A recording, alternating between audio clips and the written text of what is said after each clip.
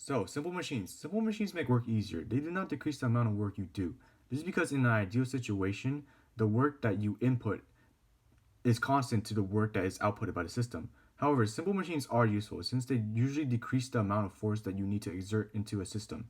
This is because simple machines provide mechanical advantages, which can be defined by the ratio of force outputted divided by the force inputted. So, for example, a machine with a mechanical advantage of 3 multiplies the force that you initially exert into it by 3. Um, Ideal mechanical advantages refer to the number of times a machine multiplies the effort force uh, in a situation where there is no friction or wear in the system. However, in real life situations, actual mechanical advantages account for the friction and wear. There are drawbacks to simple machines, however. Even though the force you initially exert into the system may be less, you need to exert this same force over a greater amount of distance. For example, take the mechanical advantage of 3 that we mentioned before. Even though you initially have to exert 1/3 of the amount of force that is usually required, you need to exert this force 3 times the distance. This is to ensure that work on both sides of the system are equal and constant. Alright, this is our first simple machine, which consists of 2 stationary pulleys and a moving pulley. This is going to provide us with a 3-to-1 mechanical advantage. This can be explained through the tension method. As you can see, we're pulling with 1 tension. As we go along the same string, all same strings have the same tension. So 1T is here, 1T is here, going through this carabiner, 1T, going all the way down to the load. The load is connected with this tension, so that's 1 tension.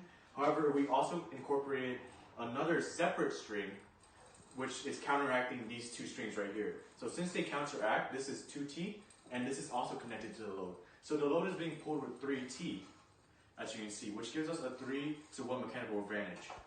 However, with a 3-to-1 mechanical advantage, the effort we input is less, but we have to do it over a longer distance. As you can see, we're trying to move the load up 80 centimeters from here to here. But when we calculated how much string we pulled on this side, it was 240 centimeters. This ensures that the work inputted versus outputted should be relatively equal. So this is our scenario for our first simple pulley system, as this is Mon pulling down the weight. So the string will always hold the same tension throughout. That's why you can say this is T, T, T, and T.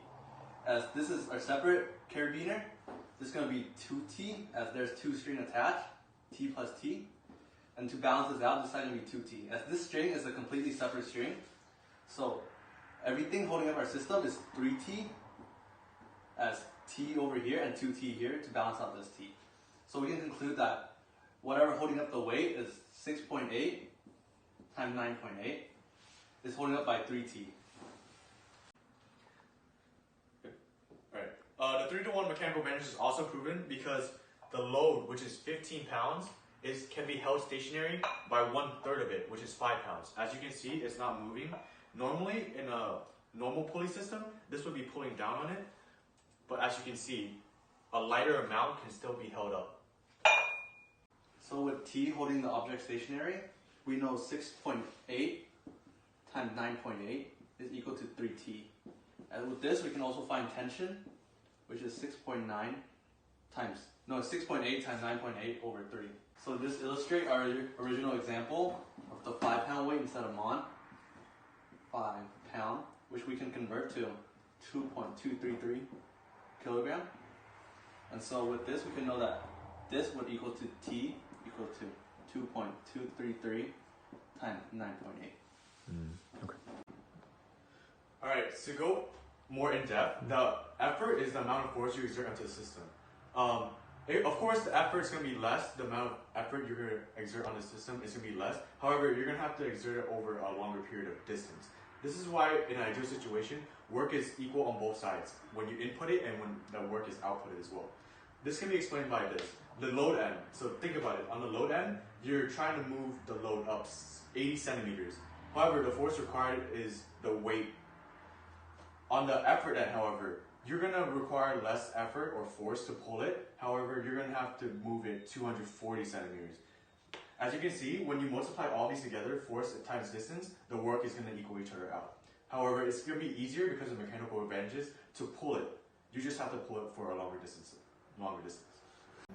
So an ideal mechanical advantage for the system will be 3 to 1. So it'll only take 5 pounds to keep the system stationary.